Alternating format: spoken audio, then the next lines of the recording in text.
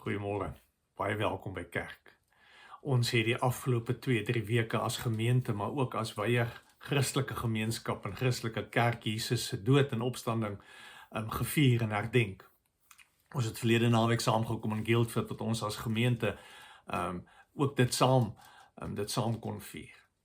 En hierdie traumatiese gebeure rondom Jesus se dood en opstanding raak ons almal. En dit raak die hele wêreld.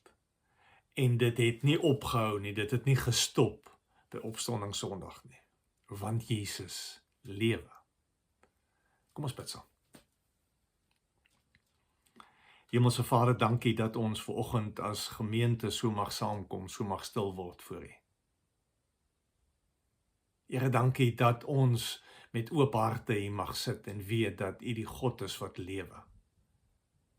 En dat elkeen van ons vir U belangrik is, Here, en dat U met elkeen van ons se pad stap en op 'n unieke manier in elkeen van ons se lewens werk. Dankie dat U nog nie klaar is met ons nie, Here. Here, dankie dat ons in hierdie tyd kon stilstaan by 'n kruis, kon opgewonde raak by 'n leë graf, kon U opstanding en U oorwinning oor die dood kon vier saam met ander gelowiges. Dankie vir die impak wat U het in mense se lewens, in my lewe, in die lewe van my mense, Here. Dankie dat ons na U toe mag kom en ons harte vir U kan kom oopmaak. Dankie dat U met ons praat uit die woord uit en dat hierdie woord nuut in elkeen van ons se lewens gaan werk. Ons bid dit om U naam alleen. Amen. Ons lees vanoggend saam Lukas 24 vers 13. Op dieselfde dag was 2 van hulle op pad na 'n dorpie met die naam Emmaus, 12 kilometer van Jerusalem af. Hulle was in gesprek met mekaar oor al die dinge wat gebeur het.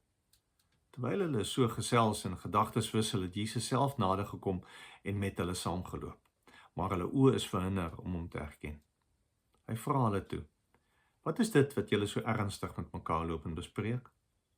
Met somber gesigte gaan hulle staan en een van hulle met die naam Kleopas antwoord hom: "Is u dan die enigste vreemdeling in Jerusalem dat u nie weet van die dinge wat die afgelope dae daar gebeur het nie?" Hy vra vir hulle: "Watter dinge?" Hulle antwoord hom: "Die dinge in verband met Jesus van Nasaret, 'n profeet wat magtig was in woord en daad voor God en die hele volk, en hoe ons priesterhoofde en die lede van ons raad hom oorgelewer het om ter dood veroordeel te word en hom gekruisig het. Ons het so gehoop dat dit hy is wat Israel sou verlos. Maar boonop is dit vandag al die 3de dag vandat die dinge gebeur het. En nou het 'n paar vroue uit ons kring ons ook nog ontstel. Hulle was vanmôre vroeg by die graf en kon sy liggaam nie kry nie. Hulle het kom vertel dat hulle 'n verskyning gesien het van engele wat gesê dat hy lewe. Sommige van ons mense het ook na die graf toe gegaan en het net so gekry soos die vrou gesê het, maar hom het hulle nie gesien nie." Toe sê hy vir hulle: "Wat 'n gebrek aan begrip en wat 'n traagheid van gees. Glo julle dan nie al die dinge wat die profete gesê het nie? Moes die Christus nie hierdie dinge ly om in sy heerlikheid in te gaan nie?" Daarna het hy by Moses en al die profete begin en al die skrifuitsprake wat op hom betrekking het vir hulle uitgelê. Toe hulle by die dorpie aankom waarin hulle op pad was, het hy gemaak of hy verder wou gaan. Hulle het egter by hom aangedring en gesê: "Bly by ons, want is amper aand. Die dag is al verby." Toe het hy ingegaan om by hulle oor te bly.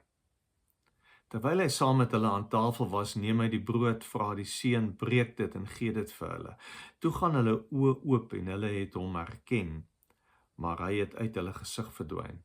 Hulle sê toe vir mekaar: "Het ons hart nie warm geword toe hy op die pad met ons gepraat en vir ons die skrif uitgelê het nie?" Hulle het dadelik opgestaan en na Jerusalem toe teruggegaan. Daar kry hulle die 11 en die ander mense en die sê: "Die Here het regtig opgestaan en hy het aan Simon verskyn." Toe vertel hulle wat op die pad gebeur het en hoe hy aan hulle bekend geword het toe hy die brood gebreek het. Ons lees tot sover. Nou die interessante vraag wat hierdie storie op ons tafels kom neersit, is waar is jou Emmaus? Waar is die plek waartoe jy gaan as dinge nie vir jou uitwerk nie? As die lewe swaar is en moeilik is, as jou drome nie waar word nie, as die Here nie jou gebede beantwoord nie. Die disippels loop weg van Jerusalem af met die vraag, met die frustrasie, ons het so gehoop dat dit hy was. Ons het so gehoop dat die Here my gebed gaan beantwoord. Ons het so gehoop dat die Here vir ons sal gee. Ons het so gehoop dat die Here gaan deurkom in die moeilike situasie waar ons is. Ons het so gehoop dat die Here hierdie groot verskil gaan maak. En nou is hy dood. Waar's jou Emmaus? Die disippels, die 2 disippels wat op pad is Emmaus toe, se storie is op soveel vlakke ons storie. Dis 'n storie van ontnigtering en teleurstelling. 'n Storie van stikkende drome, van gebreekte hoop, van opgee op Jesus en van wegloop. Dis 'n storie van toekoms en planne wat gaan verander, wat nie gaan uitwerk soos ons dit wou gehad het nie. Soos hulle sê, ons het so gehoop dat dit hy is wat Israel sou verlos. Ons moet onthou dat hierdie disippels deur 'n baie moeilike tyd is. As mens kyk na die opbou van die kruisiging, na die kruisiging, al die trauma en hartseer en emosies wat hulle moes beleef het. Die wreedheid van die kruis self. Hulle sê iemand wat by 'n kruisiging was, sal nooit na die prentjie van die wreedheid daarvan uit hulle koppe uitkry nie. Dit maak 'n indruk op jou lewe wat jy altyd met jou gaan saamdra. So ons moet verstaan, daar's geweldig baie trauma, daar's geweldig baie emosies in hierdie disippels se harte. En nou is daar nog ekstra stories van vrouens wat kom en sê die graf is leeg. Van vrouens sê hulle kry nie vir Jesus nie. En hierdie laaste klompie weke moes hy tol op hulle geëis het. En net mense, hulle was net mense met doodgewone emosies. Hulle was mense wat die trauma ervaar en beleef het. Mense wat wil opgee, wegloop vir wie die lewe te veel word, geloof te moeilik word en te veel vra. En dan is hulle oplossing, kom ons loop weg, kom ons gaan Emmaus toe. Hulle sê self, dat soveel van hierdie goed wat hulle nie verstaan het nie. Soveel van hierdie goed wat Jesus gedoen en deurgegaan het, wat nie vir hulle sin maak nie. Soveel goed wat hulle gedwing moet word om te herinterpreteer, want hierdie prentjie wat hulle van Jesus het, is verkeerd. Soveel keer is ons daar, het ons hierdie spesifieke verwagting van hoe Jesus is, of hoe ons moet wees, en net om teleurgestel te word, net om te ontdek, maar daar's iets anders. Soms is ons situasies waar mense wat ons vertrou, ons seermaak, mense wat ons gedink het, of wat ons glo, of wat ons weet vir die Here lief het, goed aan ons doen, wat ons soms wonder, maar hoe werk dit, as ons gelowiges is dit nie van ons stel om anders te wees. Daar's op soveel vlakke, verstaan ons die teleurstelling, verstaan ons die frustrasie, verstaan ons die hartseer, die opgee.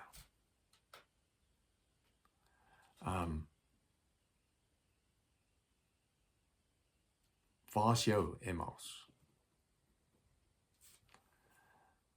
Want enige een van ons wat al op hierdie punt in jou lewe is, waar jy hierdie emosies ervaar en beleef het, of hierdie teleurstelling deur is, of hierdie ontnigtering in die oë moes kyk, sal presies weet waarvan ek praat. As God nie deurkom nie, en gee, en antwoord, en red, en nie situasies omkeer nie, en soms net nie sin maak nie. Maklik raak dit om weg te loop, om op te gee, of om net nie meer te kom nie. En Emmaus toe te gaan. Waar is jou Emmaus? Hoe goed ken jy die pad soontoe? Maar die interessante van hierdie verhaal is dat die pad Emmaus toe is waar God kom en saamloop. Dit is op hierdie pad wat hy ons ontmoet. En met al ons pyn en hartseer en teleurstelling en bekommernis en twyfel en vrae wat ons elke dag mee saamdra, waar hy ons ontmoet, nes ons is. En Emmaus is, in hierdie pad na Emmaus toe is waar ons uitgedaag word om nie te dink oor wat ons glo. Waar ons Jesus onverwags ontmoet en raak sien. En waar twyfel skielik nie die einde van die pad is nie, maar net die begin van 'n nuwe pad wat Jesus met ons wil saamloop. Want Jesus lewe. Was jy al op hierdie pad, Emmaus toe? As die disippels teleurgesteld wegloop van 'n kruis en 'n leë graf en van mede-disippels, kom stap Jesus saam. En aanvanklik herken hulle hom nie. Soos iemand hier skryf en sê, Jesus is present when we don't recognize him. Jesus is nie net skielik daar as my oë oopgaan nie. Hy is al lankal daar, hy stap al die heel pad saam. So maklik mis ons, ekskuus tog, so maklik mis ons die dieper simboliese betekenis hiervan. Dat daar die heeltyd vreemdelinge op ons pad is. En ons sien hulle nie raak nie. Ons loop verby, ons luister nie, ons mis Christus in ander mense. So maklik gebeur dit. The world is full of strangers. And if we are to see Christ, it will be in some stranger's face that he comes. Christ comes to us in ordinary moments and ordinary people, but our blindness, our grief, our distractions, our self-centered expectations prevent us from seeing him.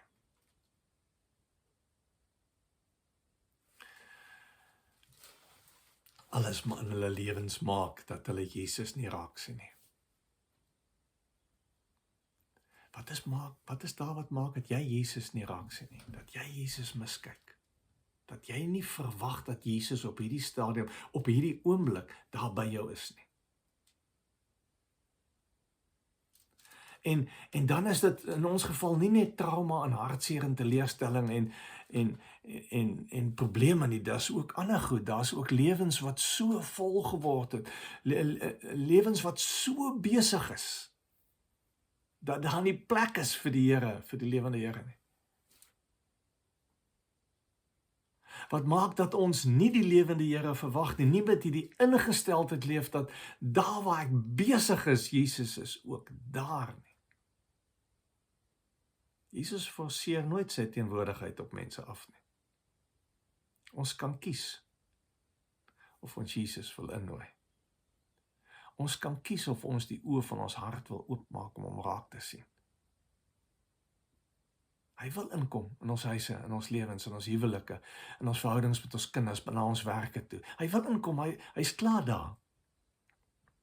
Maar dis ons keuse of ons hom gaan innooi. Dis ons keuse of ons met hierdie lewende Here gaan rekening hou. En of ons eenvoudig gaan wegstap en maaste. Aangaan met ons eie goed. Hoe gaan hulle oë oop? Wat maak het hulle hom skielik raak sien? Dan twee goed in hierdie storie.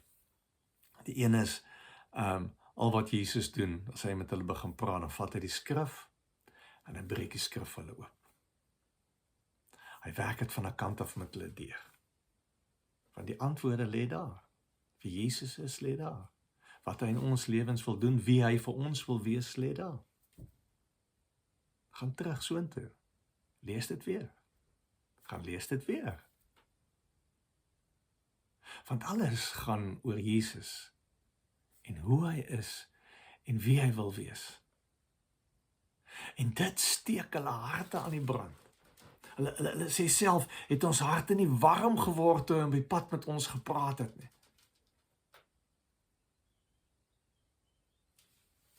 Sê nou maar net, Jesus steek in jou hart 'n vlammetjie aan. Sê nou maar net die woord wat jy lees, hierdie skrifgedeelte wat jy lees, steek vanoggend in jou hart 'n vlammetjie aan. Wat gaan jy doen? Waartoe gaan jy gaan? Wat gaan jy maak as die oë van jou hart oopgaan? Tweede ding wat hulle miskien geswaai het, is die hele idee dat Jesus gaan saam met hulle in die huis in, en dan breek hy die brood. En dalk sien hulle vir die eerste keer die spykermerke in sy hande raak. Of dalk vat dit hulle terug na die aand voor sy kruisiging toe hulle nagmaal gedoen het. Toe hy vir hulle brood gegee het. Maar die punt is hier, die doodgewone oomblik van saam eet word heilig.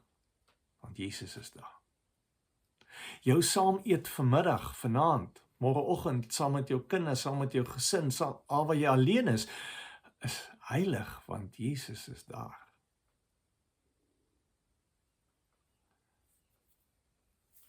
It was not their eyes that were open, but their hearts. Dalk is dit waarvoor ons moet bid. Here, maak die oë van ons harte oop. Verander ons harte.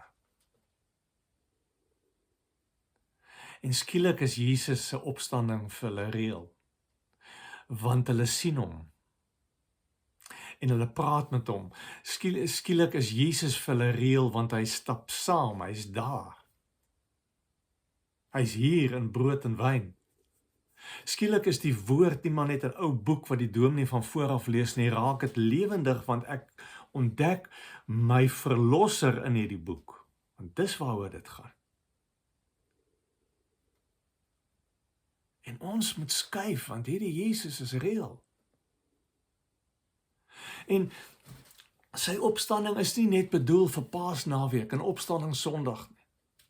Sy opstanding is nie net bedoel vir eendag as ons doodgaan nie. Dit is bedoel vir hoe ons nou lewe en hoe ons nou na mense kyk en mense hanteer en in situasies optree, want hy is hier. Hy lewe.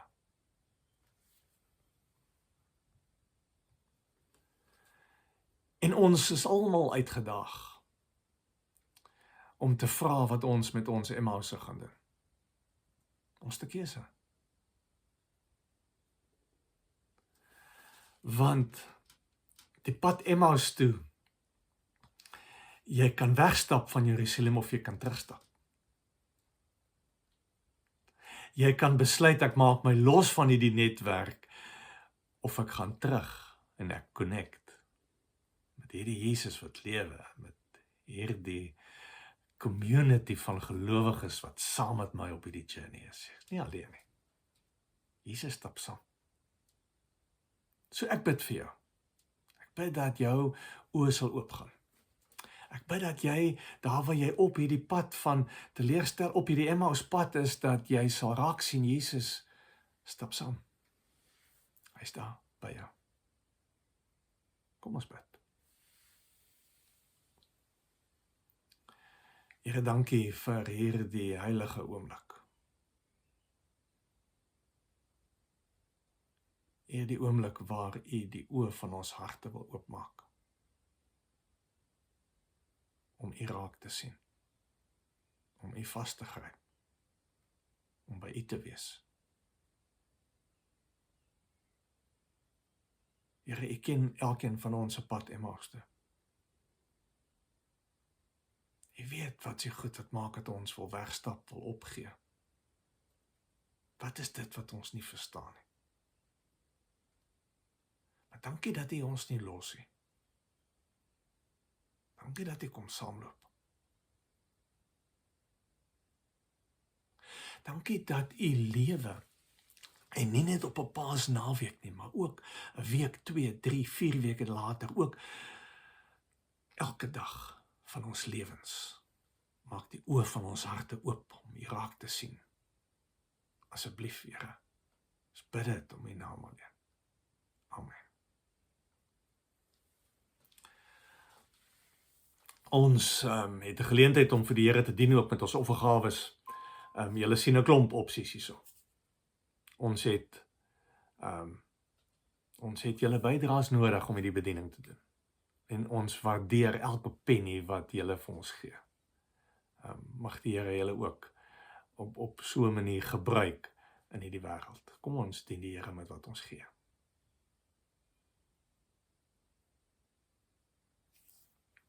Ek wil hierdie erediens afsluit om vir julle die Here se genade toe te bid.